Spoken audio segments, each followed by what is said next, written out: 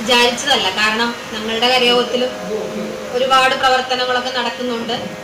അപ്പൊ ആധ്യാത്മിക തലത്തിൽ ഇന്നത്തെ കുട്ടികൾക്ക് ഇങ്ങനെയുള്ള കാര്യങ്ങൾക്കൊന്നും സമയം കണ്ടെത്താനില്ല. ശരിക്കും പറഞ്ഞു നമ്മുടെ പാരൻസിനാണെങ്കിൽ പോലും പഠിക്കുന്ന കാര്യങ്ങൾക്കായിരിക്കും കൂടുതൽ മുൻതൂക്കം നൽകുന്നത്. അപ്പോൾ നല്ലൊരു സദസ്സിനെ കണ്ടതിലുള്ള സന്തോഷം തന്നെ ഞാൻ ആദ്യം തന്നെ രേഖപ്പെടുത്തിക്കൊള്ളട്ടെ. വേദിയിലിരിക്കുന്ന കരയോഗം സെക്രട്ടറി, അതുപോലെ തന്നെ ഈ പെരിഞ്ഞാട്ട് കുടുംബം ട്രസ്റ്റിൻ്റെ സെക്രട്ടറി, വനിതാ സമാജം പ്രവർത്തകർ, അതുപോലെ തന്നെ ബാലസമാജം പ്രവർത്തകരായിട്ടുള്ള മിടുക്കന്മാരായിട്ടുള്ള കുട്ടികൾ, പിന്നെ എൻ്റെ പ്രിയപ്പെട്ട മക്കളെ, രക്ഷിതാക്കളെ, ഏവർക്കും സാദര നമസ്കാരം. ഈ ഒരു കാലഘട്ടത്തിൻ്റെ ആവശ്യകത തന്നെയാണ് നമ്മുടെ ഇതുപോലുള്ള നമ്മുടെ വേദങ്ങളും ഉപനിഷത്തുകളും അതുപോലെ നമ്മുടെ പുരാണ ഇതിഹാസങ്ങളും മനസ്സിലാക്കുക എന്നുള്ളത്.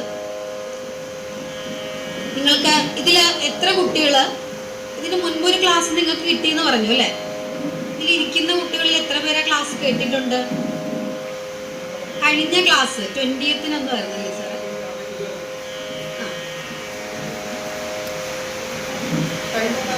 കുറച്ചു പേരുണ്ട് അല്ല, ഏകദേശം അതേ ഒരു വിഷയം തന്നെയാണ് ഇതും. അതുകൊണ്ടാണ് ഞാൻ ചോദിച്ചത്. അതായത് അത് കലിയുഗത്തിൽ രാമായണത്തിന്റെ പ്രസക്തി എന്നുള്ളതായിരുന്നു.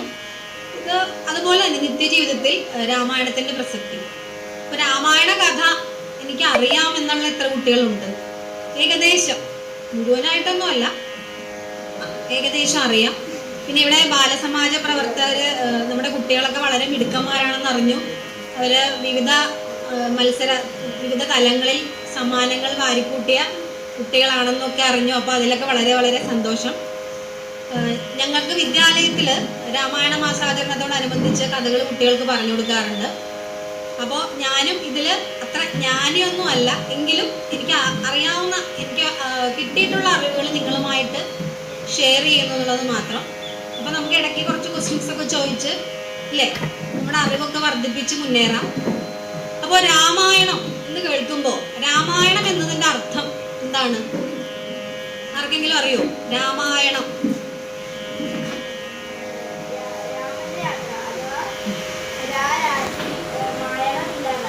അതെ, കറക്റ്റ്. അതായത് രാമന്റെ അയനം, രാമന്റെ യാത്ര എന്നുള്ളതാണ്. അതായത് രാമന്റെ ജീവിതയാത്ര. എന്തുകൊണ്ടാണ് രാമന്റെ ജീവിതയാത്രയ്ക്ക് ഇത്രത്തോളം പ്രസക്തി ലഭിച്ചത്? നിങ്ങൾ ചിന്തിച്ചിട്ടുണ്ടോ? രാമൻ എവിടെയെങ്കിലും യാത്ര പോയതാണോ? അല്ല. അതായത് അദ്ദേഹത്തിന്റെ ജീവിതത്തിന്റെ പല ഘട്ടങ്ങളിൽ അദ്ദേഹം അതിനെ എങ്ങനെ നേരിട്ടു. നമ്മുടെയൊക്കെ ജീവിതത്തിൽ ഓരോരോ പ്രശ്നങ്ങൾ ഉണ്ടാവും അല്ലേ? ഇല്ലേ? കുട്ടികളാണെങ്കിലും നിങ്ങൾക്കൊക്കെ ചെറിയ പ്രശ്നങ്ങളില്ലേ? എക്സാമിനൊക്കെ ടെൻഷൻ ഉണ്ടാവും ഇല്ലേ? അപ്പോൾ ചെറിയ ചെറിയ പ്രശ്നങ്ങളാണെങ്കിൽ പോലും നമുക്ക് ഇത് അനായാസേന നമുക്ക് എങ്ങനെ ഇതിനെയൊക്കെ നേരിടാം. ഇപ്പോൾ നമ്മൾ പല പത്രവാർത്തകളിലൊക്കെ കാണുന്നുണ്ട്, 7ാം ക്ലാസ്സുകാരൻ എന്താണ് തൂങ്ങി മരിച്ചു, അമ്മ മൊബൈൽ കൊടുക്കാത്തതിൽ പിണങ്ങി വീട്ടിൽ നിന്ന് ഇറങ്ങിപ്പോയി ഇല്ലേ? ആ ട്രെയിൻ കയറി മറ്റൊരു സ്ഥലത്തെത്തി. അപ്പം അങ്ങനെ ഒരുപാട് കാര്യങ്ങൾ നമ്മൾ കേൾക്കുന്നുണ്ട്. അപ്പം ഇതൊക്കെ കുട്ടികൾക്ക് പെട്ടെന്നുണ്ടാവുന്ന ദേഷ്യം അല്ലെങ്കിൽ മറ്റെന്തെങ്കിലുമൊക്കെ നേടിയെടുക്കാമെന്നുള്ള വാശി, ഇതിൻ്റെ ഒക്കെ പുറത്താണ് ഇതൊക്കെ സംഭവിക്കുക. അപ്പോൾ ഈ നമ്മുടെ പുരാണങ്ങളും ഇതിഹാസങ്ങളും ഒക്കെ മനസ്സിലാകുന്നത് വെറും ഒരു കഥ എന്നതിലുപരി ആ കഥയിലൂടെ നമുക്ക് കിട്ടുന്ന കുറേ മൂല്യങ്ങളുണ്ട് ഇല്ലേ? അപ്പൊ നമ്മൾ ആദ്യം തന്നെ പറഞ്ഞു രാമന്റെ കഥയാണെന്ന് പറഞ്ഞു. അപ്പൊ രാമന്റെ കഥ പറയുമ്പോൾ അതിന് മുന്നായിട്ട് പറയേണ്ടത് രാമന്റെ മാതാപിതാക്കളെ കുറിച്ച് പറയണം, വേണ്ടേ? അപ്പൊ രാമന്റെ മാതാപിതാക്കൾ ആരൊക്കെയായിരുന്നു? മോൾക്ക് പറയാമോ? രാമന്റെ അച്ഛന്റെ പേര്?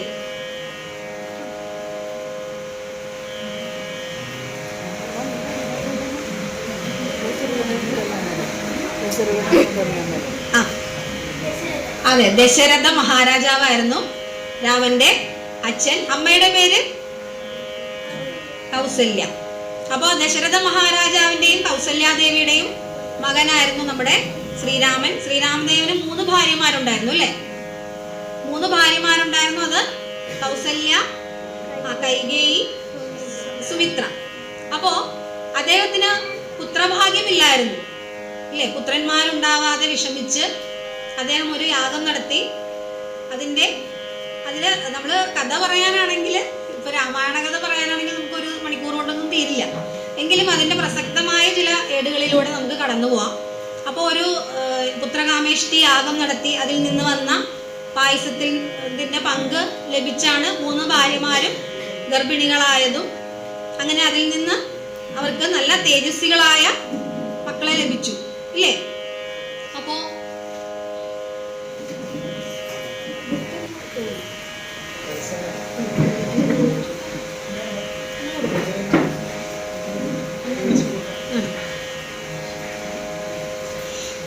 അതിൽ നിന്ന് നല്ല തേജസ്വികളായ ബാലന്മാരുണ്ടായി. നമ്മൾ പറഞ്ഞു കൗസല്യാദേവിയുടെ മകനായിരുന്നു ശ്രീരാമൻ, അല്ലേ? പിന്നെ അടുത്ത ഭാര്യയാണ് കൈകേയി മാതാവ്. കൈകേയി മാതാവിന്റെ പുത്രൻ ആരായിരുന്നു? ഇവിടെ ഇവര് നമ്മുടെ ഭാരവാഹികള് കുറച്ച് ചെറിയ ഗിഫ്റ്റ് ഒക്കെ വാങ്ങിച്ചു വെച്ചിട്ടുണ്ട്. അതെ, ഭരതൻ. വരും.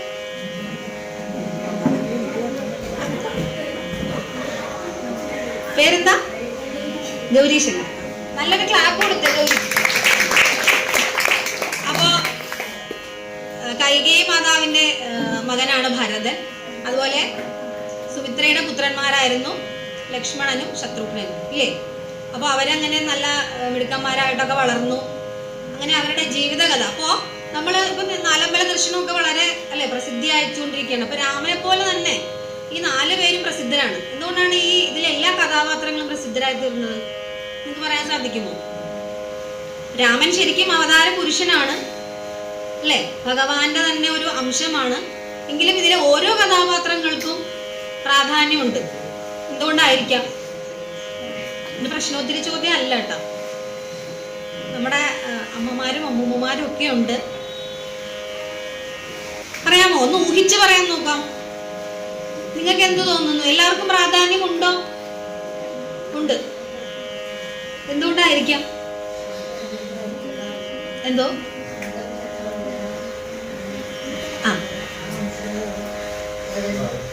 അതെ അതെ അതെ അതെ. എങ്കിലും നമ്മളിപ്പോ നമ്മുടെ കുഞ്ഞുങ്ങൾക്ക് പറഞ്ഞു കൊടുക്കുമ്പോ ഇപ്പൊ നമ്മള് ശ്രീരാമദേവനെ പോലെയുള്ള ഒരു മകൻ അല്ലെങ്കിൽ മകൾ ഉണ്ടാകണമെന്ന് ആഗ്രഹിക്കുന്നവരാണ് നമ്മളെല്ലാവരും. അതായത് ഉത്തമ പുരുഷൻ എന്നാണ് പറയുന്നത്, അല്ലേ നമ്മള്? അപ്പോ ശ്രീരാമദേവൻ അദ്ദേഹത്തിന്റെ ദൗത്യങ്ങൾ അല്ലെങ്കിൽ കടമകൾ നിറവേറ്റുന്നതോടൊപ്പം അദ്ദേഹത്തിന്റെ സഹോദരങ്ങളെ എങ്ങനെ സ്നേഹിച്ചു, പരസ്പര സ്നേഹം, സഹോദരങ്ങൾക്ക് ജ്യേഷ്ഠരോടുള്ള സ്നേഹം, അമ്മയ്ക്ക് മകനോടുള്ള സ്നേഹം, അല്ലെങ്കിൽ അച്ഛന് മകനോടുള്ള സ്നേഹം, വിട്ടുവീഴ്ച, ഇതെല്ലാം എല്ലാവരിലും പ്രതിഫലിക്കുന്നതാണ്. ഇപ്പൊ ഭരതന്റെ കാര്യം എന്ന് പറഞ്ഞാൽ നമുക്ക് എന്ത് പറയാൻ പറ്റും? ഭരതൻ തന്റെ നേരെ വെച്ചു നീട്ടിയ സിംഹാസനം വേണ്ടെന്ന് വെച്ച ആളാണ്, അല്ലേ? അതായത് ശ്രീരാമദേവനെ എവിടേക്ക് പോയി? കാനനവാസത്തിനായിട്ട് കാട്ടിലേക്ക് പോയപ്പോൾ നിനക്ക് രാജാവാകാം, നമ്മളാണെങ്കിലോ നമുക്ക് എന്തെങ്കിലും ഒരു ഇതുപോലൊരു അവസരം വീണ് കിട്ടാൻ നോക്കിയിരിക്കുവാണ്. വേണമെങ്കിൽ അപ്പുറത്തിരിക്കുന്നവന്റെ കാല് വെട്ടിച്ച് നമ്മളൊരു, അല്ലേ? ഇപ്പോഴത്തെ അധികാരമോഹികളായിട്ടുള്ള മന്ത്രിമാരെയും കാര്യങ്ങളൊക്കെ നമുക്ക് കാണാം. അപ്പോ ഇതൊക്കെ ത്യജിച്ച് ഒരു രാജാവാകുന്നതിനുള്ള ഒരു അർഹത വേണ്ടാന്ന് വെച്ച് നിഷേധിച്ച് അത്രയും ഉദാത്തമായ ഒരു വ്യക്തിത്വമാണ് നമ്മുടെ ഭരതൻ. അതുപോലെ തന്നെ ലക്ഷ്മണന്റെ കാര്യം എടുത്താൽ ശ്രീരാമദേവൻ വനവാസകാലത്തിന് പോകുന്നതോടൊപ്പം ലക്ഷ്മണനെ നമുക്ക് വേണമെങ്കിൽ അദ്ദേഹത്തിന്റെ രാജസുഖങ്ങളോടുകൂടി കൊട്ടാരത്തിൽ കഴിയാം. അദ്ദേഹം ഞാൻ താങ്കളുടെ ദാസനായിക്കൊള്ളാം, അവിടേക്ക് എന്താവശ്യമുണ്ടെങ്കിലും ഞാൻ കൂടെ കാണും എന്ന് പറഞ്ഞ് പുറപ്പെട്ട ആളാണ് ലക്ഷ്മണൻ. അപ്പൊ അങ്ങനെ ഓരോ വ്യക്തിത്വങ്ങളെയും എടുത്താലും നമ്മുടെ സമൂഹത്തിൽ ഇന്ന് ആവശ്യമായി ആകേണ്ട ഓരോ വ്യക്തിത്വങ്ങളെ നമുക്ക് ഈ ഓരോ കഥാപാത്രങ്ങളിലും കാണാൻ സാധിക്കും. അപ്പൊ അത് തന്നെയാണ് രാമായണത്തിന്റെ പ്രത്യേകത. ഇനി രാമായണം രചിച്ചത് ആരായിരുന്നു? വാൽമീകി മഹർഷി.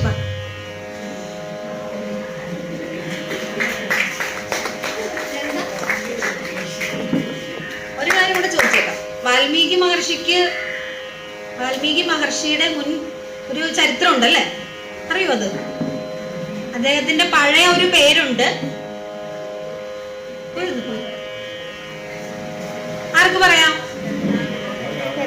അതെ, രത്നാകരൻ. രത്നാകരൻ ആരായിരുന്നു?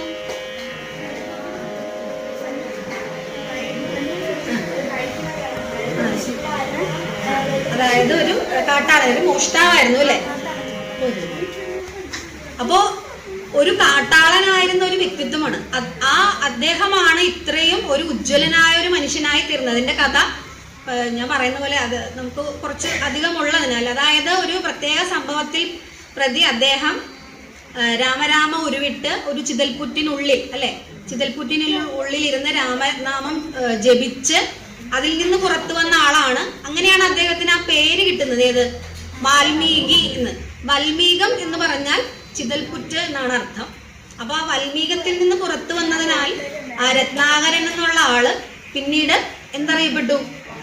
വാൽമീകി എന്നറിയപ്പെട്ടു. അപ്പോൾ വാൽമീകി രാമായണം രചിച്ചത് സംസ്കൃതത്തിലാണ് അല്ലെ? അപ്പൊ നിങ്ങളുടെയൊക്കെ വീടുകളിൽ നിങ്ങളുടെ മുത്തശ്ശിമാരൊക്കെ രാമായണം ജപിക്കുന്നുണ്ടാവും. അതിന് നമ്മൾ മൂലം എന്ന് പറയും. മൂലം ആയിരിക്കില്ല ഇപ്പൊ ജപിക്കുന്നത്. അധ്യാത്മരാമായണം ആയിരിക്കും മിക്കവരും അല്ലെ? മറിച്ച് ചൊല്ലുന്ന ആരെങ്കിലും ഉണ്ടോ? ഇല്ല. അപ്പൊ അധ്യാത്മരാമായണം ആയിരിക്കും അവരെല്ലാവരും ജപിക്കുന്നത്. അപ്പൊ ഈ അധ്യാത്മരാമായണം മലയാളത്തിൽ എഴുതിയത് ആരാണ്?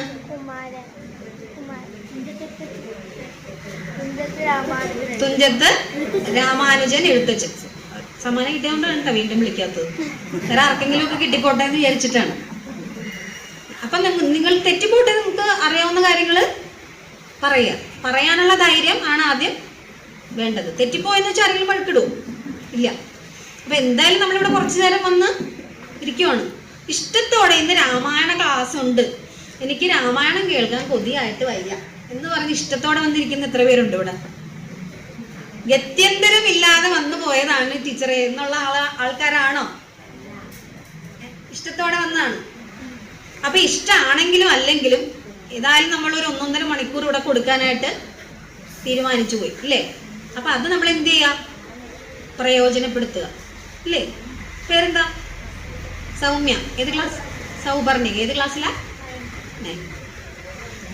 അപ്പോ നമ്മൾ പറഞ്ഞു വന്നത് നമ്മളെ ഓരോ കഥാപാത്രങ്ങളെയും കുറിച്ചാണ്. അങ്ങനെ പുത്രകാമേഷ്ടിയാഗം നടത്തി നമ്മുടെ മക്കളൊക്കെ ഉണ്ടായി. അവരുടെ ധനുർവിദ്യകളും വിദ്യാഭ്യാസവും ഒക്കെ കഴിഞ്ഞ് വിശ്വാമിത്ര മഹർഷി ഒരിക്കല് കൊട്ടാരത്തിൽ എത്തുവാണ് അല്ലേ? അവരുടെ അഭ്യാസങ്ങളൊക്കെ കഴിഞ്ഞ് വിശ്വാമിത്ര മഹർഷി കൊട്ടാരത്തിൽ എത്തിയിട്ട് നമ്മുടെ രാജാവിനോട് പറയുകയാണ്, ഞാനൊരു ആവശ്യത്തിന് വേണ്ടി വന്നതാണ്. എന്താണ് കാര്യം? ഞങ്ങള് യാഗം നടത്തുന്ന സ്ഥലത്ത് രാക്ഷസന്മാരെ കൊണ്ട് പൊറുതി മുട്ടിയിരിക്കുകയാണ്. അതുകൊണ്ട് അങ്ങയുടെ പുത്രനെ എന്നോടൊപ്പം ഒന്ന് അയക്കണം. ദശരഥ മഹാരാജാവ് സമ്മതിച്ചോ? ഇല്ല അല്ലേ? അദ്ദേഹത്തിന്റെ മകനില് പൂർണ്ണ വിശ്വാസമുണ്ട്, ശക്തിയിലൊക്കെ വിശ്വാസമുണ്ടെങ്കിലും തൻ്റെ മകൻ രാക്ഷസന്മാരുമായിട്ട് ഏറ്റുമുട്ടാൻ പോകാന്ന് പറയുമ്പോൾ രാജാവിന്റെ തെല്ലും ഭയം തോന്നി അല്ലേ? അങ്ങനെയെങ്കിലും അവരുടെ കുലഗുരുവിന്റെ ആജ്ഞപ്രകാരം അദ്ദേഹത്തിനെ വിശ്വാമിത്ര മഹർഷിയോടുകൂടെ അയക്കുവാണ്. രാമനും ലക്ഷ്മണനും. അപ്പോ ഇവരുടെ കുലഗുരു, സൂര്യവംശത്തിന്റെ കുലഗുരു ആരായിരുന്നു എന്നറിയാമോ? കുലഗുരുവിന്റെ നിർദ്ദേശപ്രകാരമാണ്. കുലഗുരു പറയാണ് വിശ്വാമിത്ര മഹർഷിയുടെ കോപത്തിനിടയാവേണ്ട, മക്കളെ അദ്ദേഹത്തിന്റെ കൂടെ അയക്കൂ എന്ന് പറഞ്ഞ് വിടുവാണ്. കുലഗുരു ആരാണെന്ന് ആർക്കെങ്കിലും ഓർമ്മയുണ്ടോ? മോനറിയാന്ന് എനിക്കറിയാം. എങ്കിലും പേരെന്താ? കേശവ്. കേശവ് എല്ലാ ആൻസറും പറയുമല്ലേ സാറേ? വസിഷ്ഠ മഹർഷിയാണ് കുലഗുരു.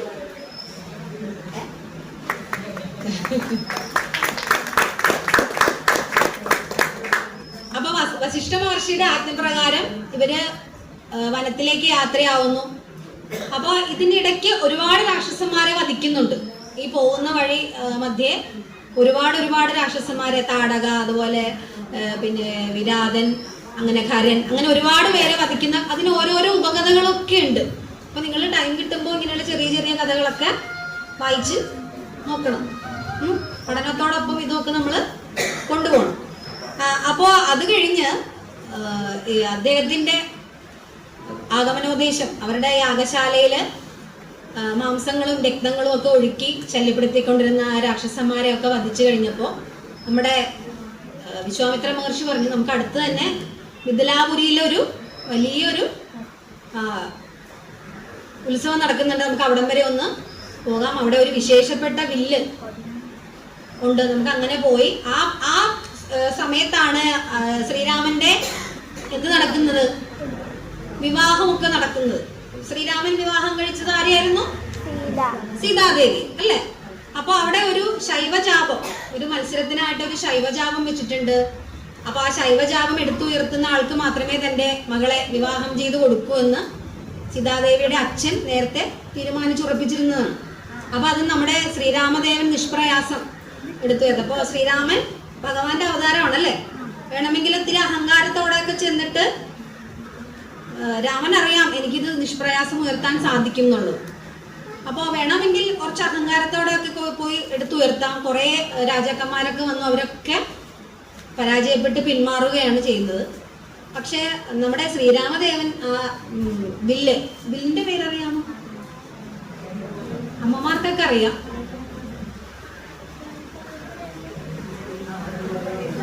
അറിയില്ലേ?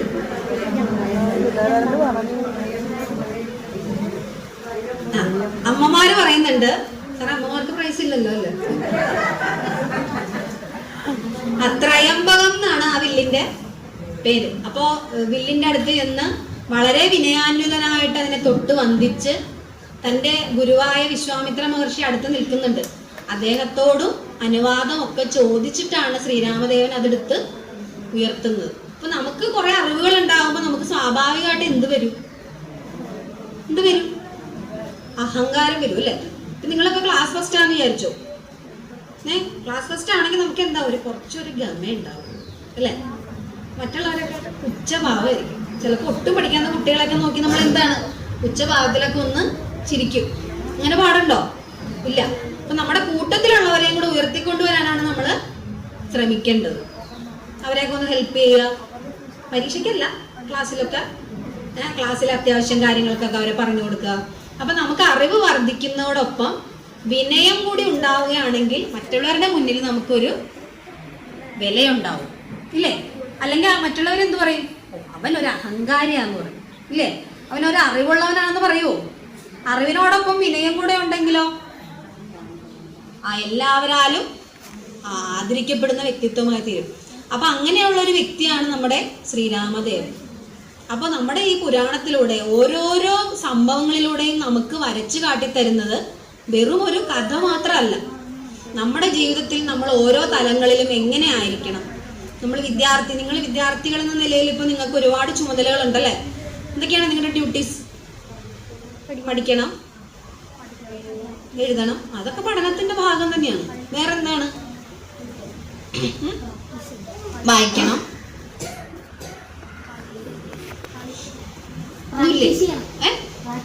പ്രാക്ടീസ് ചെയ്യണം, ഡിസിപ്ലിൻ ഉണ്ടാവണം. വേറൊരു ഡ്യൂട്ടി ഇല്ല. നിങ്ങളുടെ ഡ്യൂട്ടീസ് എന്തൊക്കെയാണ്? എന്താ? സഹായിക്കണം. ആരെ? ഫ്രണ്ട്സിനെ സഹായിക്കണം, ടീച്ചേഴ്സിനെ സഹായിക്കണം, പിന്നെ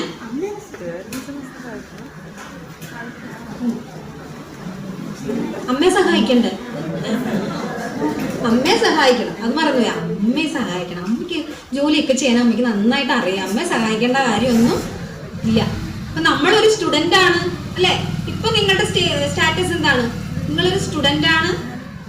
പിന്നെ നിങ്ങൾ മറ്റാരുടെയോ ഫ്രണ്ട്സ് ആണ്. നിങ്ങൾ മകനാണ് അല്ലെങ്കിൽ മകളാണ്. അപ്പൂപ്പൻ്റെ അമ്മൂമ്മ ഉണ്ടെങ്കിൽ അവരുടെ പേരക്കുട്ടികളാണ്. പിന്നെയോ ചിലപ്പോൾ നിങ്ങളൊരു ജ്യേഷ്ഠനായിരിക്കും, അനിയത്തി ഉണ്ടെങ്കിൽ ചേട്ടനായിരിക്കും ഇല്ലേ? അപ്പൊ അങ്ങനെ നിങ്ങൾക്ക് കുറേ ജോലികളുണ്ട് ഇല്ലേ? ഇത്രയും ജോലികളുണ്ടെന്ന് നമുക്കറിയാമായിരുന്നോ? നമ്മുടെ അമ്മയെ ഒന്ന് സഹായിക്കുക, ചെറിയ ചെറിയ കാര്യങ്ങളിലൊക്കെ സഹായിക്കുക, ഫ്രണ്ട്സിനെ സഹായിക്കുക, പിന്നെ ടീച്ചേഴ്സിനെ സഹായിക്കുക. നീ സഹായിച്ചില്ലെങ്കിലും അവർ പറയുന്നത് അനുസരിക്കുക ഇല്ലേ? അവരെ പറയുന്നത് അനുസരിക്കുമ്പോൾ തന്നെ അവർക്ക് സന്തോഷമായിരിക്കില്ലേ? ആയിരിക്കും. അപ്പോൾ നമ്മളുടെ ഓരോ ജീവിതഘട്ടങ്ങളിലും നമ്മളുടെ ഡ്യൂട്ടീസ് നമ്മൾ മറക്കരുത്. പിന്നെ അപ്പോൾ നമ്മള് വിവാഹമൊക്കെ കഴിഞ്ഞ്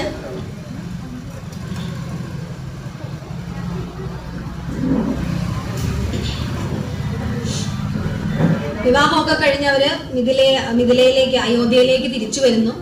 തിരിച്ചു വന്ന് പിന്നെ ശ്രീരാമന്റെ മാത്രമാണോ വിവാഹം കഴിഞ്ഞത് എന്ന് ചോദിക്കാൻ വിട്ടുപോയി. ഇല്ല അല്ലേ? ശ്രീരാമന്റെ വിവാഹത്തോടൊപ്പം മറ്റ് 3 സഹോദരങ്ങളുടെയും വിവാഹം കഴിഞ്ഞു ഇല്ലേ? അപ്പൊ ജനകന്റെ തന്നെ രാജധാനിയിൽ നിന്ന് ലക്ഷ്മണന്റെ വധുവായിട്ട് ആരെ ലഭിച്ചു?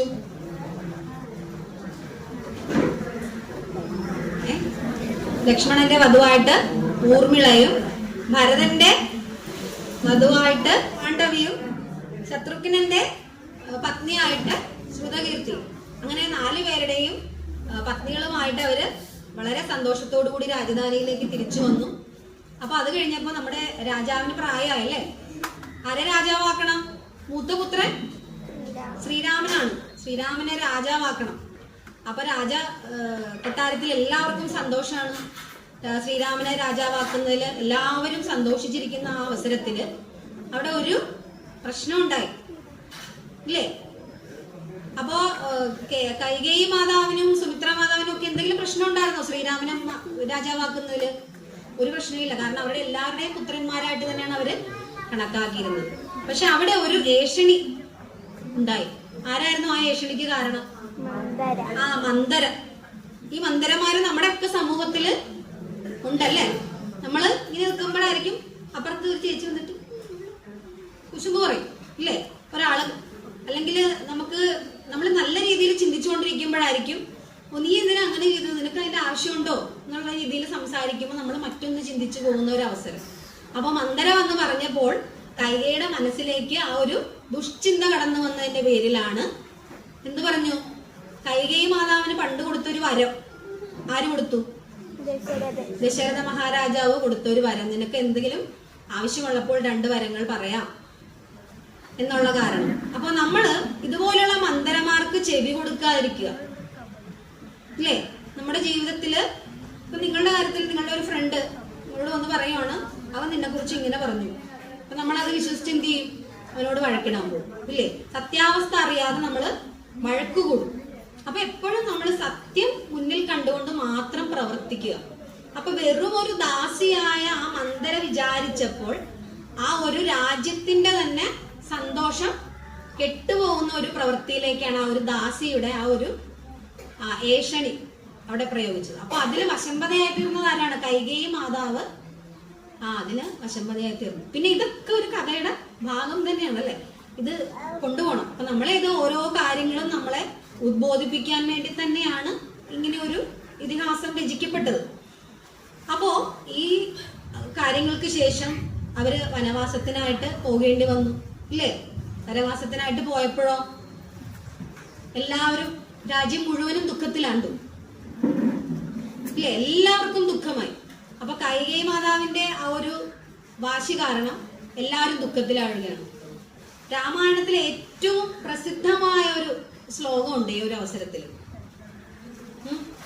അതായത് ഇവര് കാട്ടിലേക്ക് പോകുന്ന അവസരത്തിൽ കൗസല്യ മാതാവ് കരയുന്നുണ്ട്, മകനെ പോവല്ലേ പോവല്ലേ എന്ന് പറഞ്ഞ് കരയുന്നുണ്ട്. കൈകേയി മാതാവ് പിന്നെ എന്റെ മകൻ രാജാവാകും അല്ലെ? എന്റെ മകനെ രാജാവാക്കുകയും വേണം, രാമനെ കാട്ടിൽ അയക്കുകയും വേണം അല്ലെ? എന്റെ മകനെ രാജാവാക്കുക എന്ന് മാത്രമായിരുന്നെങ്കിൽ ദശരഥ മഹാരാജാവ് ഇത്രയും തളർന്നു പോയില്ലായിരുന്നു. അപ്പൊ ഞാൻ നന്നാവുകയും വേണം, അപ്പുറത്തവൻ ദുഷിച്ചു പോവുകയും വേണം എന്ന ചിന്ത അതൊരിക്കലും നമുക്ക് നല്ലതല്ല. നമ്മൾ കുഞ്ഞുമക്കൾക്കാണെങ്കിലും ഇപ്പൊ നമ്മൾ പഴയ കാലത്തൊക്കെ ആണെങ്കിൽ വെട്ടും കൊലയും ഒക്കെ മുതിർന്ന ആളുകളല്ലേ, രാഷ്ട്രീയ പാർട്ടികളും തമ്മിലൊക്കെ ആയിരുന്നു. പക്ഷെ ഇപ്പം ചെറിയ സ്കൂൾ വിദ്യാർത്ഥികളുടെ ഇടയിൽ പോലും ചെറിയ ചെറിയ വാശികളുടെ പേരിൽ കൊല്ലും കൊലയും ഒക്കെ നടക്കുന്നുണ്ട് ഇപ്പം. അപ്പൊ നമ്മൾ ഇതിന്റെയൊക്കെ ദൂഷ്യവശങ്ങൾ മനസ്സിലാക്കി നല്ല രീതിയിൽ നല്ല സച്ചിന്തകളിലേക്ക് വളരാനായിട്ട് നമ്മൾ എപ്പോഴും ശ്രമിക്കുക. അപ്പോൾ ഈ പോകുന്ന അവസരത്തിൽ സുമിത്ര മാതാവ് ലക്ഷ്മണനോട് പറയുന്ന ഒരു ഭാഗമാണ് രാമായണത്തിലെ ഏറ്റവും ഉദാത്തമായ ഒരു ശ്ലോകം. ഒരു അമ്മ ഇരുന്ന് പറയുന്നുണ്ട്. അതായത് നീ അല്ലേ? നിങ്ങള് മറ്റേ നമ്മുടെ ബാഹുബലി സിനിമ കണ്ടിട്ടില്ലേ? ബാഹുബലി സിനിമ കാണാത്ത ആരെങ്കിലും ഉണ്ടോ ഇവിടെ? ഇല്ല.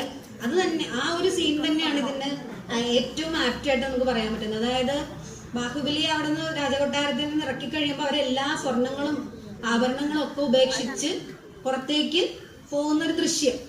ആ ഒരു ദൃശ്യമാണ്. അതായത് മരവുരി ധരിച്ച് രാമനും ലക്ഷ്മണനും സീതാദേവിയും ഇറങ്ങുന്ന അവസരത്തില് സുമിത്രാ മാതാവ് എന്ന് പറയണത്, വേറെ അമ്മമാരാണെങ്കിൽ എന്ത് പറയും? രാമൻ പോണെങ്കിൽ പോട്ടെ, നീ ഇവിടെ നിൽക്ക്. രാമന് വനവാസം വിധിച്ചതാണ് അല്ലേ? എന്റെ മകൻ എന്തിനാണ് കഷ്ടപ്പെടുന്നത്? എന്റെ മകൻ എല്ലാ സുഖസൗകര്യങ്ങളും കൂടി ഇവിടെ വാണരുളേണ്ട ആളാണ്. പക്ഷെ ആ മാതാവ് പറഞ്ഞത് ഇപ്രകാരമാണ്. എന്താണ്? രാമം ദശരഥം വിദ്ധി. അതായത് നമ്മള് അയോധ്യ ഉപേക്ഷിച്ച് കാനനത്തിലേക്ക് പോകുമ്പോൾ ഇനി മുതൽ നിന്റെ അച്ഛൻ ആരാണ്? അച്ഛന്റെ സ്ഥാനത്ത് നീ കാണേണ്ടത് ശ്രീരാമനെയാണ്. മാതാവിന്റെ സ്ഥാനത്ത് സീതാദേവിയും. ഇനി ആ കാനനമായിരിക്കും നിങ്ങളുടെ അയോധ്യ, ഇല്ലേ? അതായത് ഏത് സാഹചര്യത്തിലും നമ്മള് മനസ്സിടറിപ്പോകാതെ. ഉറക്കം വരുന്നുണ്ടോ? ചെറുതായിട്ടുണ്ട്. ഉച്ചയ്ക്ക് ഊണൊക്കെ കഴിഞ്ഞ് വന്നിരുന്ന് അല്ലെ രാമായണ കഥയൊക്കെ കേൾക്കുമ്പോൾ ഇച്ചിരി ഉറക്കമൊക്കെ വരും. കുഴപ്പമില്ല. ഇപ്പൊ കിട്ടുന്ന കുറഞ്ഞ് കുഞ്ഞു കുഞ്ഞു അറിവുകളുണ്ടല്ലോ. ഇനി വേറെ എവിടെയെങ്കിലും കേൾക്കുമ്പോൾ നമ്മൾ അവിടെ അന്ന് പറഞ്ഞ കാര്യം, അപ്പൊ അങ്ങനെ പല പ്രാവശ്യം കേൾക്കുമ്പോൾ നമ്മുടെ മനസ്സിൽ ഇതൊക്കെ ഉറയ്ക്കും. പണ്ട് ഞങ്ങൾക്കൊക്കെ എന്റെയൊക്കെ ചെറുപ്രായത്തില് ഇത്രയും ചാനലുകളൊന്നുമില്ല. എന്റെ പ്രായത്തിൽ കേബിൾ ടി വി ഒന്നുമില്ല. അന്ന് ദൂരദർശനാണ്. അപ്പൊ രാമായണം കഥയാണ് നമ്മൾ ഞായറാഴ്ച രാവിലെ രാമായണം കാണാൻ പോകും. അത് വീട്ടിൽ ടി വി ഇല്ല, കുറച്ച് ദൂരെ ഒരു വീട്ടിലാണ് പോകുന്നത്. അപ്പൊ അവിടെ കുറേ പേര് ഒത്തുകൂടും. ഇപ്പൊ രാമായണം കഥ അങ്ങനെ കണ്ട് കണ്ട് കണ്ട് പിന്നെ ഞാനൊക്കെ വളർന്ന് ഒരു ഡിഗ്രി ലെവലൊക്കെ ആയപ്പോഴാണ് തോന്നുന്നു കേബിൾ ടി വി വെക്കുന്നത്. ഇപ്പൊ നിങ്ങൾക്ക് ഒരുപാട് ഓപ്ഷൻസ് ഉണ്ടല്ലേ? ഷിൻചാൻ, നറൂട്ടോ അല്ലേ? അങ്ങനെയുള്ള കാര്യങ്ങളൊക്കെ ഉള്ളപ്പോ നമ്മൾ എന്തിനാണ് ഈ രാമായണം അല്ലേ? അങ്ങനെയുള്ള കാര്യങ്ങളൊക്കെ കാണുമ്പോൾ നമുക്ക് ഇതൊന്നും കാണാനായിട്ട് തോന്നില്ല. പക്ഷെ അമ്മമാരോട് പോയി കാര്യം പറയാനുള്ളത്, ഇപ്പൊ ഇവരെയൊക്കെ പിടിച്ചിരുത്തുക എന്ന് പറഞ്ഞാൽ കുറച്ച് പ്രയാസകരമായിരിക്കും. അമ്മൂമ്മയ്ക്ക് വേറെ പണിയൊന്നുമില്ല, ഞങ്ങൾക്ക് ഇതൊക്കെ അറിയാന്ന് പറഞ്ഞാൽ അവര് വഴുത് മാറിപ്പോകും. നമുക്ക് ചെയ്യാവുന്നത് ഒരു 5 വയസ്സ് വരെയുള്ള കാലയളവില് ഒരു 6-7 വയസ്സ് വരെയൊക്കെ നമുക്ക് കുട്ടികളെ കിട്ടും. അവരെ നിർബന്ധപൂർവ്വം പിടിച്ചിരുത്തി ഇത് കേൾപ്പിക്കുക എന്നുള്ളതാണ്. അവരുടെ മനസ്സിൽ തറയുന്നിടത്തോളം വേറെ ഒരു പ്രായത്തിലും ഈ കഥകളൊന്നും പതിക്കില്ല. കാരണം അത്രയ്ക്കും അവര് ഭയങ്കരമായിട്ട് അത് സ്വാംശീകരിക്കും. അപ്പോൾ ആ ഒരു പ്രായത്തിൽ കുട്ടികളിൽ ഇത് കിട്ടിക്കഴിഞ്ഞാൽ ഇവരെയൊക്കെ നമുക്ക് ഇതുപോലെയുള്ള ക്ലാസ്സുകളിലൊക്കെ പങ്കെടുപ്പിച്ച് കുറച്ച് സ്വായത്തമാക്കാം. അപ്പൊ അങ്ങനെയാണെങ്കിൽ നമുക്ക് കുറച്ചുകൂടി കുട്ടികളിൽ ഇതൊക്കെ വളർത്തിയെടുക്കാനായിട്ട് സാധിക്കും. അപ്പൊ നമ്മൾ പറഞ്ഞു വന്നത്, നമ്മൾ ഏത് സാഹചര്യത്തിൽ ചെന്ന് വിട്ടാലും അതുമായിട്ട് പൊരുത്തപ്പെടണം, ഇല്ലേ? അപ്പൊ നമുക്ക് എല്ലാ സുഖ സൗകര്യങ്ങളോടും നിങ്ങളുടെ പാരന്റ്സ് നിങ്ങളെ വളർത്തുന്നത്. അവർക്ക് എന്തെങ്കിലും സാമ്പത്തിക ബുദ്ധിമുട്ടുകൾ ഉണ്ടെങ്കിൽ പോലും നമ്മള് അറിയാറുണ്ടോ? ഇല്ല, എനിക്ക് ആ ഡ്രസ്സ് വേണം എന്ന് പറഞ്ഞാൽ അതപ്പോൾ തന്നെ മേടിച്ചുകൊണ്ട് വരും. അച്ഛൻ്റെ പോക്കറ്റിൽ പൈസ ഉണ്ടോ, അല്ലെങ്കിൽ അമ്മയുടെ കയ്യിൽ പൈസ ഉണ്ടോ, നമുക്ക് വേറെ എന്തെങ്കിലും ഒരു സാമ്പത്തിക ബുദ്ധിമുട്ട് വീട്ടിലുണ്ടോ, ഇതൊന്നും നമ്മൾ അറിയാറില്ല. അപ്പോ ഇതൊക്കെ നമ്മൾ അറിയണം. നമ്മുടെ അച്ഛൻ്റെ കഷ്ടപ്പാട്, നമ്മുടെ അമ്മയുടെ കഷ്ടപ്പാട്.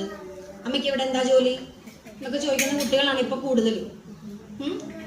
പക്ഷെ നമുക്കൊരു ചെറിയൊരു ജോലി ചെയ്യുമ്പോഴത്തേ നമ്മൾ ഷോ എന്ന് പറയും, ഇല്ലേ? പറയില്ലേ? അപ്പോ നമ്മൾ ഏത് സാഹചര്യത്തിലും ജീവിക്കാനായിട്ട് പ്രാപ്തരാവുക എന്നതാണ് സുമിത്രാദേവി അവർക്ക് നൽകിയ ഉപദേശം. മനസ്സിലായോ? പിന്നെ അത് കഴിഞ്ഞ് ശ്രീരാമദേവൻ അല്ലെ ഇവരുടെ പുറകെ കുറേ ദൂരം വന്ന് രാമാ രാമാന്ന് വിളിച്ച് അനേക ദൂരം ഓടിപ്പാഞ്ഞ് അദ്ദേഹം പിറ്റേ ദിവസം പുത്രവ്യതയാല് അല്ലേ മരിക്കുകയാണ് ഉണ്ടായത്. അപ്പോൾ ഈ ദശരഥ മഹാരാജാവിന് ഒരു ശാപത്തിൽ കിട്ടിയ അല്ലെ അദ്ദേഹത്തിന്റെ ഒരു ശാപത്തിന്റെ ഫലമാണ് അദ്ദേഹത്തിന്റെ ഈ പുത്രവിരഹത്തിന് കാരണം. അതായത് ദശരഥ മഹാരാജാവ് പണ്ട് നല്ല പ്രായത്തിൽ നായാട്ടിന് പോയിരുന്ന സമയത്ത് അറിയാതെ ഒരു മുനികുമാരനെ, ആർക്കെങ്കിലും മുനികുമാരന്റെ പേരറിയോ? അദ്ദേഹം നായാട്ടിന് പോയ സമയത്ത് അറിയാം ഇല്ലേ? മുഖം കണ്ടപ്പോൾ എനിക്ക് തോന്നി അറിയാം ഇങ്ങനെ പറയാനായിട്ട് വെമ്പി നിൽക്കുവാണെന്ന്. അപ്പോൾ അദ്ദേഹം നായാട്ടിന് പോയ സമയത്ത് ഒരു ശബ്ദം കേൾക്കുവാണ്.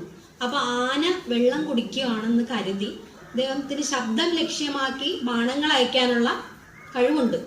ഒരാളെ കണ്ടുകൊണ്ടല്ല, ഒരു ശബ്ദം കേട്ടിട്ട് ആ ശബ്ദത്തിന് ലക്ഷ്യമാക്കി ശബ്ദപേര് അയക്കുകയും അയച്ചതിന് ശേഷമാണ് അയ്യോ എന്ന നിലവിളി കേൾക്കുന്നത്. അപ്പോൾ ഓടിച്ചെന്ന് നോക്കുമ്പോൾ അതാ വീണ് കിടക്കുന്ന ഒരു മുനികുമാരൻ. ആനയാണെന്ന് കരുതി അറിയാതെ അമ്പെയ്തതാണ്.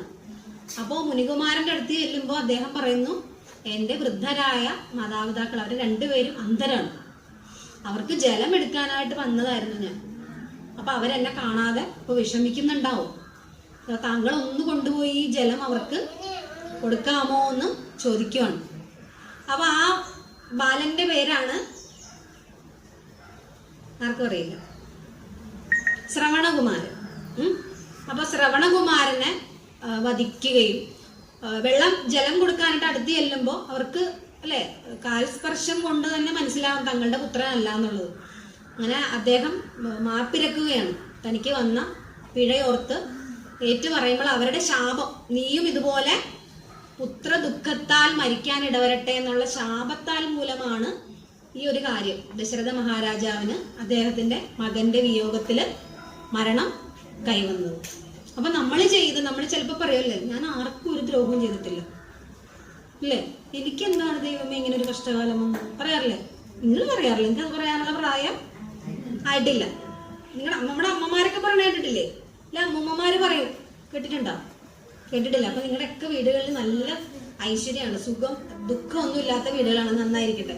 അപ്പൊ നമ്മളിങ്ങനെ നമുക്ക് വരുന്ന എന്തെങ്കിലും നമുക്ക് ചെറിയൊരു പ്രശ്നങ്ങൾ വരുന്നത് ചിലപ്പോൾ നമ്മുടെ തെറ്റുകൊണ്ടായിരിക്കാൻ സാധ്യതയില്ല, ചിലപ്പോൾ നമ്മുടെ പൂർവികര് ചെയ്ത പാപത്തിന്റെ ഫലമായിരിക്കാം ചിലപ്പോൾ നമ്മൾ അനുഭവിക്കേണ്ടി വരുന്നത്.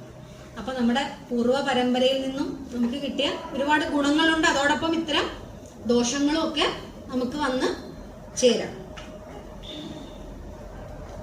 ഇനി അങ്ങനെ പോയി സുമന്ത്രർ, ഒരു ക്വസ്റ്റ്യൻ ചോദിക്കാൻ വെച്ചിരുന്നത്, സുമന്ത്രർ അവരെ കാട്ടിലേക്ക് അയക്കുവാണ്. അവരങ്ങനെ കാനനമാതെ അകത്തേക്ക് വസിച്ച് പിന്നീടാണ് സീതാപഹരണങ്ങളും കാര്യങ്ങളൊക്കെ വരുന്നത് അല്ലേ. അവരൊരു പഞ്ചവടി എന്നുള്ള ഒരു സ്ഥലത്ത് താമസിക്കുകയും, അപ്പോ ഈ ശ്രീരാമൻ കാട്ടിലേക്ക് പോകുമ്പോൾ സാറേ സമയം എന്താ, അരമണിക്കൂർ കാട്ടിലേക്ക് പോകുന്ന സമയത്ത് ഭരതൻ കൊട്ടാരത്തിലുണ്ടോ? ഇല്ല, ഭരതൻ കൊട്ടാരത്തിൽ ആ സമയത്ത് ഇല്ല. ഭരതൻ കൈകേയിയുടെ നാട്ടിലേക്ക് വിട്ടിരിക്കുകയാണ്. അമ്മാവനെ കാണാൻ പോയ സമയത്താണ് ഈ പ്രശ്നങ്ങളൊക്കെ അവിടെ സംഭവിക്കുന്നത്. ഭരതൻ തിരിച്ചെത്തുമ്പോഴോ രക്ഷപ്പെട്ട് എനിക്ക് രാജ്യം കിട്ടി ഇങ്ങനെ പറഞ്ഞോ? ഇല്ല.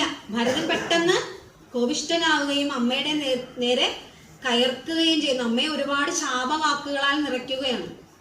അപ്പൊ ഇവിടെയും നമ്മളെ അധികാരം, നമുക്കൊരു അധികാരം കിട്ടാനായിട്ട് മറ്റുള്ളവരെ ചവിട്ടിത്താഴ്ത്താതിരിക്കുക, അല്ലെങ്കിൽ നമ്മൾ അധികാര മോഹികളാകാതിരിക്കുക, ഇങ്ങനെയുള്ള കാര്യങ്ങളൊക്കെ നമ്മളെ രാമായണം ഈ അവസരത്തിൽ പഠിപ്പിക്കുന്നുണ്ട്. അങ്ങനെ ഭരതൻ കാട്ടിൽ വന്ന് ശ്രീരാമനെ ഒരുപാട് പ്രാവശ്യം ഇങ്ങോട്ട് വിളിക്കും, നാട്ടിലേക്ക് തിരിച്ചു വരാനായിട്ട് വിളിക്കും. അദ്ദേഹം പോകുന്നുണ്ടോ? അദ്ദേഹം പോകുന്നില്ല. അദ്ദേഹം പറയും, അദ്ദേഹത്തിന് വേണമെങ്കിൽ എന്താവാം, അച്ഛന്റെ പ്രതിജ്ഞ പാലിക്കാനാണ് അദ്ദേഹം എവിടേക്ക് പോയത്?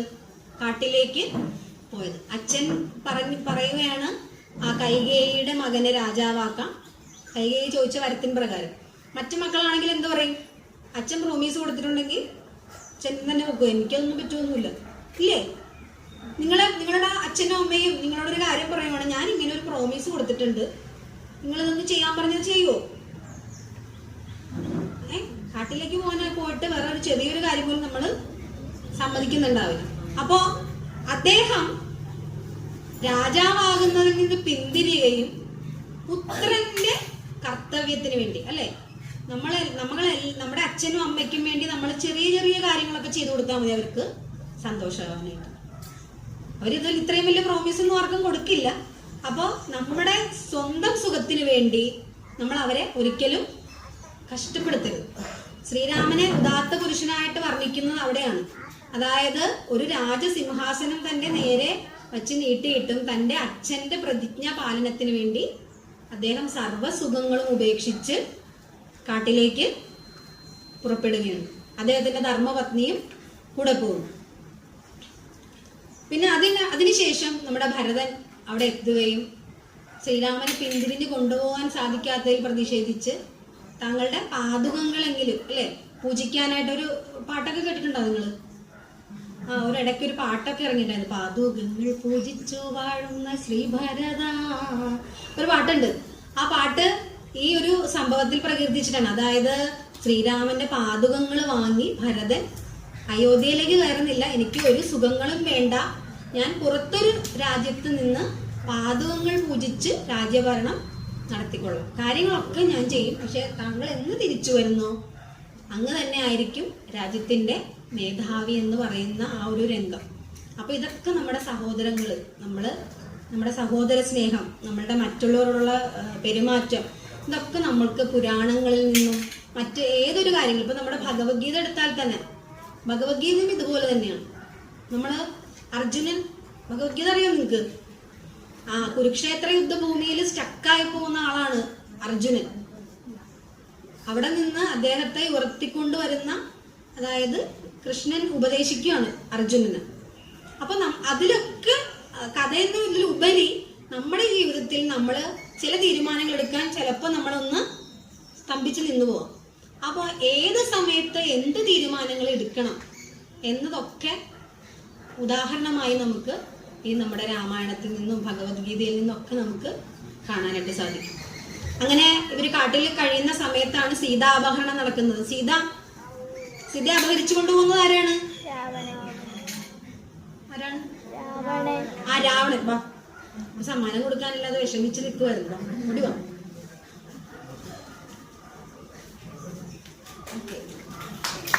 സീതയെ അപഹരിച്ചു കൊണ്ടുപോകുന്നത് രാവണനാണ് അല്ലെ? അപ്പൊ സീതയെ അപഹരിക്കാനായിട്ടൊരു എന്ത് രൂപത്തിൽ വരും? മാനിന്റെ രൂപത്തിൽ വരുന്ന, അറിയരുത്, മാനിന്റെ രൂപത്തിൽ വരുന്ന ഒരാളുണ്ട്, ഒരു രാക്ഷസൻ. ആരാണത്? മാരീചൻ. അടുത്ത ആള് മാനിന്റെ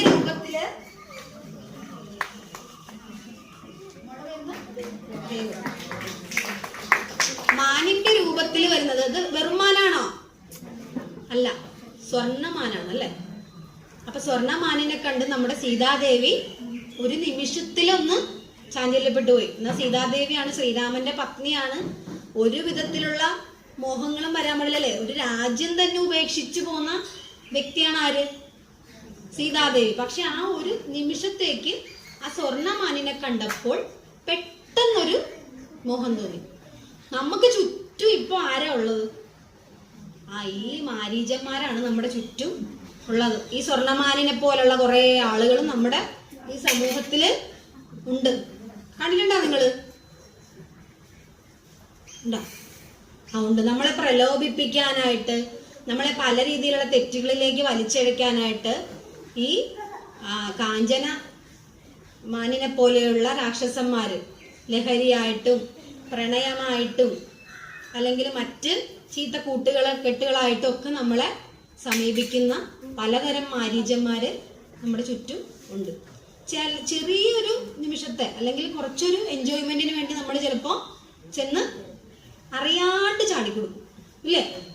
പക്ഷെ അവസാനം എന്ത് പറ്റും? അവസാനം നമ്മൾ വാവിട്ട് കരയുമ്പോൾ നമ്മളെ രക്ഷിക്കാനും സപ്പോർട്ട് ചെയ്യാനും ആര് മാത്രമേ കാണൂ? നമ്മളെ രക്ഷിക്കാൻ ആരെ കാണൂ? മാതാപിതാക്കളെ കാണും, ഇല്ലേ? അവര് മാത്രമായിരിക്കും നമ്മുടെ സുഖത്തിൽ ഏറ്റവും കൂടുതൽ സന്തോഷിക്കുന്നതും നമ്മുടെ ദുഃഖത്തിൽ ഏറ്റവും കൂടുതൽ വേദനിക്കുന്നതും. അപ്പൊ നമ്മുടെ മാതാപിതാക്കൾ, നമുക്ക് അങ്കിളുമാരുണ്ട്, ആന്റിമാരുണ്ട് ഒക്കെ ഉണ്ട്, പക്ഷെ അവരായിരിക്കും നമ്മളെ ഏറ്റവും കൂടുതൽ കാര്യങ്ങളിൽ സപ്പോർട്ട് ചെയ്യുന്നതും നമുക്കൊരു ദുഃഖം വന്നാൽ ഏറ്റവും കൂടുതൽ വേദനിക്കുന്നതും. നമ്മൾ എന്തൊരു തെറ്റിൽ പോയാലും എൻ്റെ മകനാണെന്ന് നെഞ്ചോട് ചേർത്ത് പിടിക്കുന്നത് ആരായിരിക്കും? നമ്മുടെ മാതാപിതാക്കളായിരിക്കും. അപ്പോൾ ആ ഒരു കാഞ്ചനമായിട്ട് വരുന്ന മാരീചൻ, ആ മാരീചനിൽ അകപ്പെട്ടു പോയ സീതാദേവിയുടെ ആ പൊട്ട ബുദ്ധി കാരണമാണ് ആ സീതാപഹരണത്തിന് വഴിതെളിക്കുന്നത്. പിന്നെ അവിടുന്ന് സീത അപഹരിച്ചു കൊണ്ടുപോയി രാവണൻ എവിടേക്കാണ് കൊണ്ടുപോയത്? രാവണന്റെ കൊട്ടാരം അതെവിടെയായിരുന്നു? ലങ്ക ആയിരുന്നു അല്ലെ. ലങ്കയിൽ കൊണ്ടുപോയി അത് അവിടെ ചെല്ലുമ്പോ രാജകൊട്ടാരത്തിൽ സുഖമായിട്ട് ജീവിക്കാം അല്ലെ. സീത സമ്മതിക്കുന്നില്ല. അവസാനം ഒരു മരച്ചുവട്ടിലാണ് സീത താമസിക്കുന്നത്. അതെന്താണ്?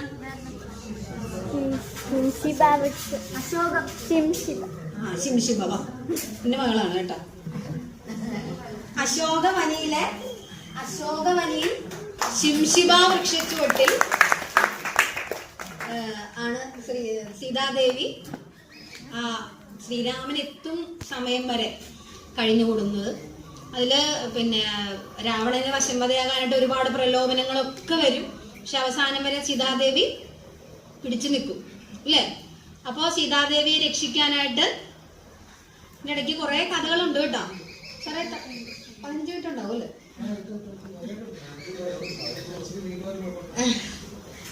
അപ്പൊ അതിന് ഇടയ്ക്ക് ശ്രീരാമദേവന് വേണമെങ്കിൽ അദ്ദേഹത്തിന്റെ ശക്തി കൊണ്ട് എന്ത് ചെയ്യാം, ഒറ്റ കുതിപ്പിന് എവിടെ എത്താം? ലങ്കയിൽ ചെന്ന് പുഷ്പം പോലെ ആരെടുത്ത് ഇങ്ങോട്ട് പോരാ, സീതാദേവി എടുത്ത് ഇങ്ങോട്ട് പോരാ അല്ലേ. പക്ഷെ അദ്ദേഹം അത് ചെയ്യുന്നില്ല. അതിനുശേഷം അദ്ദേഹം ബാലി സുഗ്രീവന്മാരെ കണ്ടുമുട്ടുന്നു. ബാലി സുഗ്രീവന് ആ കഥ നിങ്ങൾ കേട്ടിട്ടുണ്ടോ? കേട്ടിട്ടുണ്ട് അല്ലേ. അപ്പോ ഈ ബാലിയുടെ കഥ പറയുമ്പോൾ സഹായം അഭ്യർത്ഥിക്കുകയാണ് ആര്? ശ്രീരാമദേവൻ. അങ്ങനെ അവരുടെ ഒക്കെ സഹായം കൊണ്ട് അതിൻ്റെ ഇടയ്ക്ക് കുറച്ച് കഥകളുണ്ട് കേട്ടോ. ബാലിയും സുഗ്രീവനും തമ്മിൽ നടന്ന യുദ്ധവും അതില് ശ്രീരാമദേവൻ വധിക്കുന്നതും അങ്ങനെ കുറെ ഉപകഥകളുണ്ട് ശ്രീരാമായണത്തില്. അപ്പൊ അതിലേക്കൊന്നും നമ്മൾ അങ്ങനെ പോകുന്നില്ല. അതില് ഒളിയമ്പെയ്താണ് അദ്ദേഹത്തിന് ശ്രീരാമദേവൻ വധിക്കുന്നത്. ആ കഥകളൊക്കെ നിങ്ങളുടെ കുട്ടികളുടെ രാമായണം എന്നുള്ള ബുക്കൊക്കെ ഉണ്ട്, നിങ്ങൾക്ക് ചെറുതായിട്ട് മനസ്സിലാക്കാൻ പറ്റുന്ന കഥകളൊക്കെ ഉണ്ട്. അതിലൊക്കെ നിങ്ങൾ വായിച്ചു പഠിക്കുക. പിന്നെ ജടായു, സമ്പാദി, ജാംബവാൻ, പിന്നെ മെയിനായിട്ട് നമ്മുടെ ലങ്കയിലേക്ക് സീതാദേവിയെ രക്ഷിക്കാനായിട്ട് പോയത് ഒരു വാനരശ്രേഷ്ഠനാണ് അല്ലേ. ആരായിരുന്നു? ഹനുമാൻ.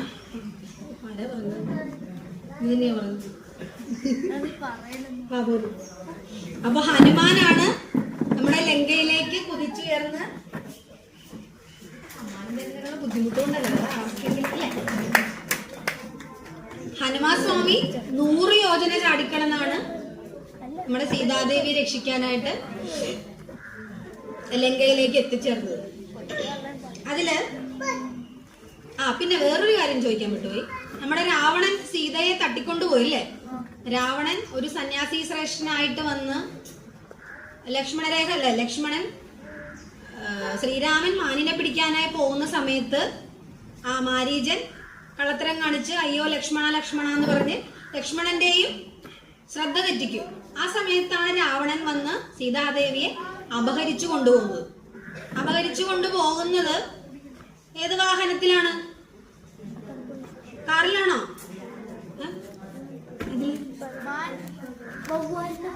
വവ്വാല.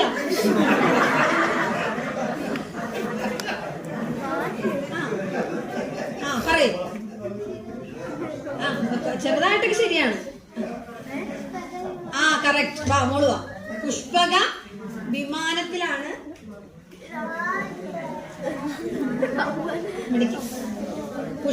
വിമാനത്തിലാണ് അദ്ദേഹത്തിന് സീതാദേവി അപഹരിച്ച് രാവണൻ ലങ്കയിലേക്ക് കൊണ്ടുപോകുന്നു. ഈ പുഷ്പക വിമാനം ശരിക്കും രാവണന്റെ അല്ല. ആരുടെയാണ്? കുബേരന്റെയാണ്. കുബേരനിൽ നിന്ന് രാവണൻ, അതിനൊരു കഥയുണ്ട് കേട്ടോ. കുബേരനിൽ നിന്ന് രാവണൻ തട്ടിയെടുത്തതാണ്. അപ്പൊ ഞാനിത് ഒന്ന് ഡൈവേർട്ട് ചെയ്ത് ആ ക്വസ്റ്റ്യൻ ചോദിക്കാൻ വേണ്ടിയിട്ടാണ്. പോവാതിരിക്കാൻ ഞാൻ ചെറുതായിട്ടൊക്കെ ഒന്ന് നോട്ട് ചെയ്തിട്ടുണ്ട്. നിങ്ങളോട് ക്വസ്റ്റ്യൻ ചോദിക്കണമല്ലോ. അപ്പൊ പുഷ്പക വിമാനത്തിലാണ് നമ്മുടെ സീതാദേവിയെ ലങ്കയിലേക്ക് കൊണ്ടുപോകുന്നത്. അങ്ങനെ അവിടെ ചെന്നു നമ്മുടെ ഹനുമാൻ സ്വാമി ലങ്കയിൽ എത്തിച്ചേർന്ന കാര്യങ്ങളൊക്കെ ഒന്ന് നോക്കി പഠിക്കുന്നുണ്ടല്ലേ. എങ്ങനെയാണ് ഇവിടുത്തെ കാര്യങ്ങള്. ഒരുപാട് വാനര ശ്രേഷ്ഠന്മാർ ഇപ്പുറത്ത് കാവലാണ് സീതാദേവിയെ രക്ഷിക്കാനായിട്ട്. അനേകായിരം ലക്ഷക്കണക്കിന് വാനരന്മാര് ശ്രീരാമദേവനെ സഹായിക്കാനായിട്ട് ഇപ്പുറത്ത് കാത്തു നിൽക്കുന്നുണ്ട്. അങ്ങനെ സീതാദേവിയെ കാണുകയും സംസാരിക്കുകയും ഒക്കെ ചെയ്യുന്നുണ്ട്.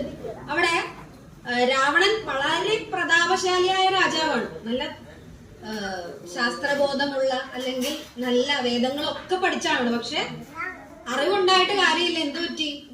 അദ്ദേഹത്തിന്റെ ഈ ദുഷ്പ്രവർത്തികൾ കാരണം അദ്ദേഹത്തിന്റെ പേര് കളങ്കപ്പെട്ടു. ഇല്ലേ? ഒരു സ്ത്രീയെ അപഹരിച്ചു കൊണ്ടുവന്നു കഴിഞ്ഞാൽ നല്ല പേരായിരിക്കുമോ? ഇല്ല. നമ്മുടെ പേര് മുഴുവനും തന്നെ, അത് ശ്രീരാമന്റെ പേര് മാത്രമല്ല, ആ രാജ്യത്തിന്റെ പേര് തന്നെ കളങ്കപ്പെടുവാണ്. ഇപ്പൊ നിങ്ങളിൽ ആരെങ്കിലും ഒരു തെറ്റ് ചെയ്താൽ നിങ്ങളുടെ പേര് പോവും, പിന്നെ ആരുടെ പേര് പോവും? നിങ്ങളുടെ അച്ഛന്റെ അമ്മയുടെയും പേര് നശിക്കും. ആ കുടുംബത്തിന് ചീത്തപ്പേര് ഇല്ലേ? കുടുംബത്തിന് മൊത്തത്തിൽ ചീത്തപ്പേര് ഇല്ലേ? ഇപ്പൊ ഈ വീട്ടിൽ ആരെങ്കിലും ഒരു കുരുത്തക്കേട് കാണിച്ചാലോ ആ പെരിഞ്ഞാട്ട് കുടുംബം തന്നെ പ്രശ്നമായി പോകും ഇല്ലേ? അപ്പൊ നമ്മളെപ്പോഴും എന്താണ്, നമ്മുടെ വീടിനും നമ്മുടെ അച്ഛനും അമ്മയ്ക്കും കുടുംബത്തിനും നാടിനും ദേശത്തിനും ഒക്കെ സൽപ്പേര് നിലനിർത്താനായിട്ട് നമ്മൾ ശ്രമിക്കണം. നമ്മുടെ ചെറിയ ചെറിയ സൽപ്പേര് നിലനിർത്താനായിട്ട് നമ്മൾ കഷ്ടപ്പെട്ട ഓരോ കാര്യങ്ങൾ ചെയ്യുക എന്നല്ല, നമ്മൾ എന്ത് ചെയ്യുക? നന്മ മാത്രം ചെയ്യുക. നമ്മുടെ ജോലികൾ ചെയ്യുക, അതോടൊപ്പം ചെറിയ ചെറിയ സഹായങ്ങൾ ചെയ്യുക. നമ്മുടെ ചെറിയ ചെറിയ സഹായങ്ങൾ, ഇപ്പൊ നിങ്ങൾ ചെറിയ കുട്ടികളാണ്, ചെറിയ ചെറിയ സഹായങ്ങൾ ചെയ്യുമ്പോൾ നിങ്ങളുടെ മനസ്സിൽ അറിയാതെ തന്നെ മറ്റുള്ളവരെ സഹായിക്കാനുള്ള ഒരു പ്രവണത ഉണ്ടാവില്ലേ? അപ്പൊ നിങ്ങൾ പോകുമ്പോ ഒരു ഭിക്ഷക്കാരെ ആരെങ്കിലും കാണുവാണ്, അമ്മേ എന്തെങ്കിലും കൊടുക്കമ്മേ എന്ന് പറയും ഇല്ലേ? ഭിക്ഷക്കാർക്ക് കൊടുക്കുക എന്നുള്ളത് മാത്രമല്ല, നമ്മുടെ ഫ്രണ്ട്സിന് എന്തെങ്കിലും ഒരു പ്രശ്നം വന്നാൽ നമ്മൾ അതിൽ ഇടപെടുക, നമ്മൾ അവരെ സഹായിക്കുക. അപ്പൊ അത് നമ്മൾ വളർന്നു വരുമ്പോൾ നമുക്ക് നമ്മുടെ കൂടെയുള്ളവരെ സഹായിക്കാനും ഈ സമൂഹത്തിന് നല്ലത് ചെയ്യാനും ഒക്കെ നമ്മുടെ മനസ്സിൽ നല്ല നല്ല ചിന്തകൾ ഉണ്ടാവും. ഇപ്പൊ നിങ്ങൾ വലിയ ജോലിക്കാരൊക്കെ ആയി, നല്ല ശാസ്ത്രജ്ഞന്മാരൊക്കെ ആയി, ഇപ്പൊ നമ്മൾ കണ്ടിട്ടുണ്ടല്ലേ, നല്ല വിദ്യാഭ്യാസ സമ്പന്നരാണ് ഈ സമൂഹത്തില് അഴിമതിയും കൊള്ളരുതായ്മ ഒക്കെ നടത്തുന്നു അല്ലെ? നമ്മുടെ സമൂഹത്തിലുള്ള ഒരുപാട് പ്രശ്നങ്ങള് ഇതൊക്കെ വിദ്യാഭ്യാസമില്ലാത്ത ആൾക്കാരാണോ? ഇല്ല. വളരെയധികം വിദ്യാഭ്യാസ സമ്പന്നരാണ് നമ്മുടെ സമൂഹത്തില് ഓരോരോ അരുങ്കുലകളും പ്രശ്നങ്ങളും ഒക്കെ നടത്തുന്നത്. അപ്പൊ നമ്മൾ വിദ്യാഭ്യാസം നേടി നല്ല ജോലി എന്ന് നേടിയതെന്ന് മാത്രമല്ല, നല്ലൊരു വ്യക്തിയാകുക എന്നുള്ളതാണ് പ്രധാനം. എന്റെ മോൻ, അല്ലെങ്കിൽ ഇപ്പൊ അമ്മമാര് പറയുന്ന ഒരു കാര്യമുണ്ട്, ഒരുപാടൊന്നും പഠിച്ചില്ലെങ്കിലും നല്ലൊരു മനുഷ്യനാക്കി തീർക്കുക. അതായത് എന്തുകൊണ്ടാണ്? നമ്മുടെ ചുറ്റും നടക്കുന്ന ഒരുപാട് പ്രശ്നങ്ങൾ കണ്ടിട്ട് നമ്മുടെ അമ്മമാരുടെ സങ്കടമാണ് എന്ത്? എന്റെ മകൻ നല്ലൊരു വ്യക്തിയായി തീർന്നാൽ മതി എന്നുള്ള ഒരു കൺസെപ്റ്റിലേക്ക് നമ്മൾ വന്നുകൊണ്ടിരിക്കുകയാണ്. എല്ലാ കാലങ്ങളിലും അതുണ്ട്. എങ്കിലും ഇപ്പൊ നമ്മുടെ പേപ്പറൊക്കെ എടുത്താൽ നമുക്കറിയാം അല്ലെ, നല്ല നല്ല വാർത്തകൾ കാണണമെങ്കിൽ കുറച്ച് സമയം കഷ്ടപ്പെടണം. എല്ലായിടത്തും പ്രശ്നങ്ങളാണ്. അപ്പോ നമ്മുടെ ശ്രീരാമദേവനെ പോലെ, അല്ലെങ്കിൽ ലക്ഷ്മണ ഭഗവാനെ പോലെ, അല്ലെങ്കിൽ സീതാദേവിയെ പോലെ നല്ല വ്യക്തികളായി തീരാനായിട്ട് നമ്മുടെ ഈ ഇതിഹാസങ്ങളൊക്കെ സഹായിക്കും. ഇതിഹാസത്തിന്റെ കാര്യം പറഞ്ഞപ്പോഴാണ്, നമ്മുടെ ഭാരതത്തിന്റെ 2 ഇതിഹാസങ്ങളുണ്ട് നമുക്ക് അല്ലെ? എത്ര ഇതിഹാസങ്ങളുണ്ട്? 2 ഇതിഹാസങ്ങളുണ്ട്. ഏതൊക്കെയാണ്?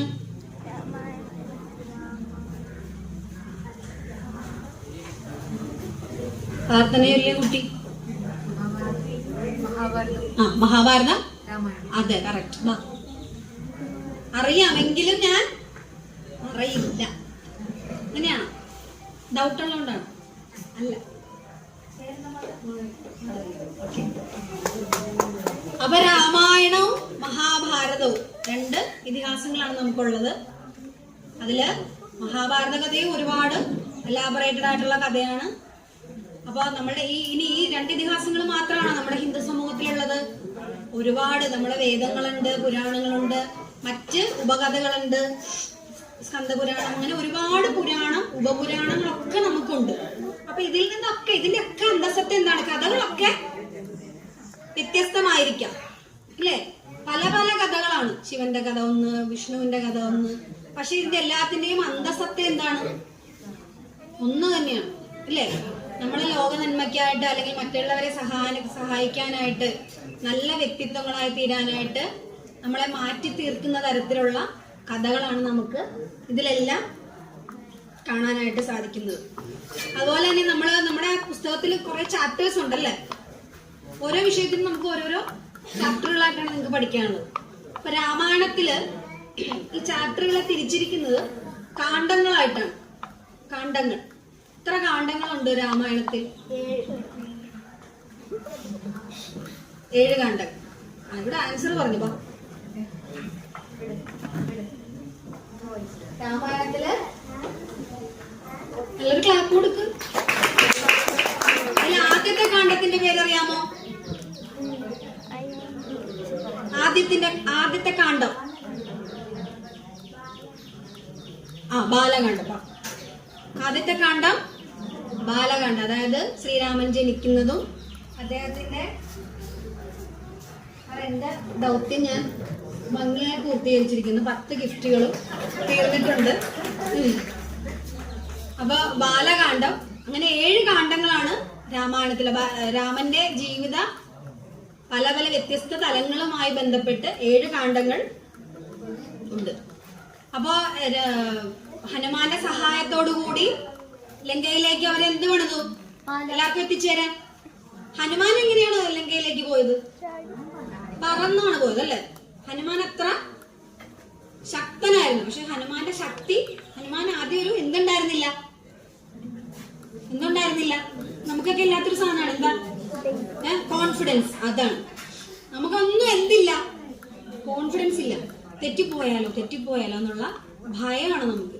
തെറ്റിപ്പോട്ടെ, നമ്മൾ പറയാനുള്ള ധൈര്യം, അതാണ് നമുക്ക് ആദ്യം വേണ്ടത്, ഇല്ലേ? ഇപ്പൊ നിങ്ങൾ ഇവിടെ വന്നിരുന്നു, നമ്മൾ എവിടെയാണെങ്കിലും കാര്യങ്ങൾ തുറന്നു പറയാനുള്ള ഒരു ധൈര്യം നമ്മൾ കാണിക്കണം. അപ്പം നമ്മുടെ ഹനുമാനും സംഘമൊക്കെ അവിടെ നിൽക്കുവാണ്. അപ്പൊ കൂട്ടത്തിലുള്ളവര് താങ്കൾ ഇത്ര ശക്തിമാനാണ്, കുറെ കാര്യങ്ങൾ പറഞ്ഞ് പണ്ടത്തെ പരാക്രമങ്ങളൊക്കെ പറഞ്ഞാണ് ഹനുമാനിൽ ആ കോൺഫിഡൻസ് നിറച്ചത്. അതിനുശേഷമാണ് ഹനുമാൻ തന്റെ ഭീമാകാര രൂപം കൈക്കൊണ്ട് ലങ്കയിലേക്ക് കുതിച്ചും ഉയർന്ന് അവിടെ എത്തിയതും സീതാദേവിയെ കണ്ടതും. അങ്ങനെ ശ്രീരാമദേവന് ഞാൻ സീതാദേവിയെ കണ്ടു എന്ന് പറഞ്ഞു ശ്രീരാമന്റെ അടുത്ത് വന്ന് പറയും, നീ നീ ചുമ്മാ കള്ളത്തരം പറയാമെന്ന് രാമൻ പറയൂ അല്ലേ? വിശ്വസിക്കണമെന്നുണ്ടോ? ഇല്ല.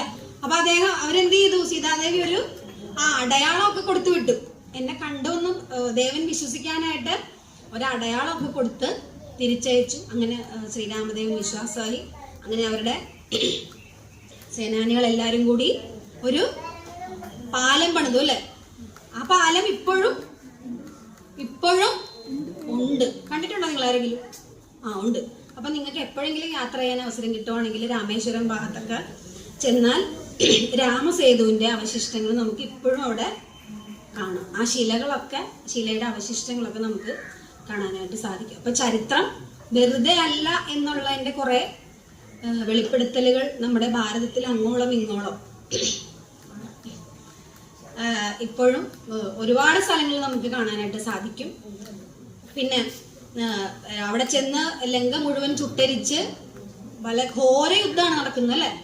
ഒരുപാട് അനേകായിരം ആളുകൾ മരിച്ചു വീഴുന്നുണ്ട്.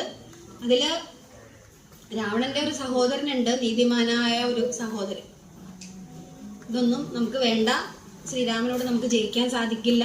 രാവണനെ പിന്തിരിപ്പിക്കാൻ ശ്രമിക്കുന്ന ഒരാളുണ്ട്. ആരാണ്? വിഭീഷണൻ. അതായത് നീതിമാനായ രാവണന്റെ സഹോദരനുണ്ട്. അപ്പൊ വിഭീഷണന് രാജ്യം നൽകി.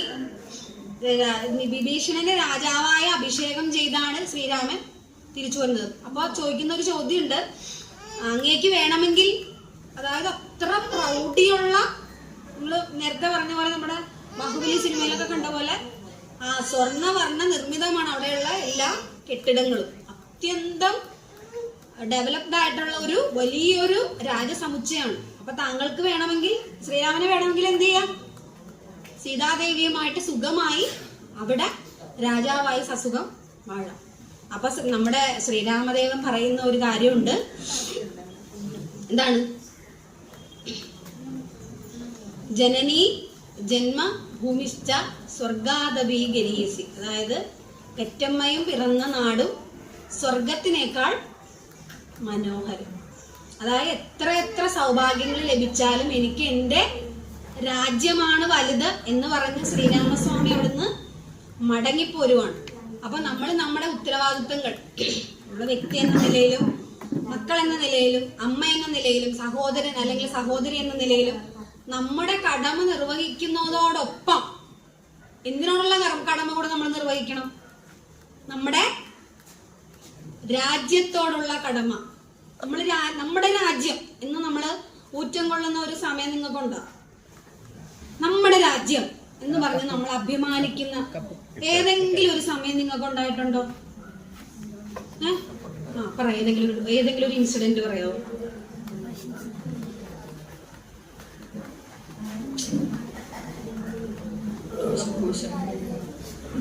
നമ്മളൊക്കെ എന്താണ്, ഇന്ത്യക്കാരാണല്ലേ? ഞാൻ ഒരു ഇന്ത്യക്കാരനാണ് എന്ന് അഭിമാനിക്കുന്ന ദിവസം, ഞാനൊരു ഇന്ത്യക്കാരനാണെന്ന് നമുക്ക് തോന്നുന്ന ഒരു ദിവസം ഉണ്ട്. എന്നാ സ്കൂളിൽ കൊടിയുയർത്തുമ്പോഴല്ലേ? ഓഗസ്റ്റ് 15-ന് ഇൻഡിപെൻഡൻസ് ഡേ ആണ്. എല്ലാവരും തന്നെ ഫ്ലാഗ് ഹോയിസ്റ്റ് ചെയ്യാനായിട്ട് വരണം. അപ്പൊ എന്ത് പറയും? നമ്മള് ബ്രിട്ടീഷുകാരുടെ കയ്യിൽ നിന്ന് സ്വാതന്ത്ര്യം നേടിയ കഥയൊക്കെ ടീച്ചേഴ്സ് പറയും അല്ലേ? കഷ്ടപ്പാടിന്റെയും നമ്മുടെ വീര ജവാന്മാരുടെ കഥയും ഒക്കെ നമ്മൾ എന്ത് ചെയ്യും? ഇതൊക്കെ ഒരു കഥയായിട്ട് നമ്മള് ചെവി കൂടെ കേട്ടി ചെവി കൂടെ ഇല്ലേ? നമുക്ക് നമ്മളത് അനുഭവിക്കാത്തത് കൊണ്ട് നമുക്ക് അതിന്റെ കാഠിന്യം അറിയില്ല. ഞാൻ കുറ്റം പറഞ്ഞതല്ല. അപ്പോ നമ്മുടെ രാജ്യത്തോടുള്ള ഒരു കടമ, നമ്മള് രാജ്യസ്നേഹികളായിരിക്കണം.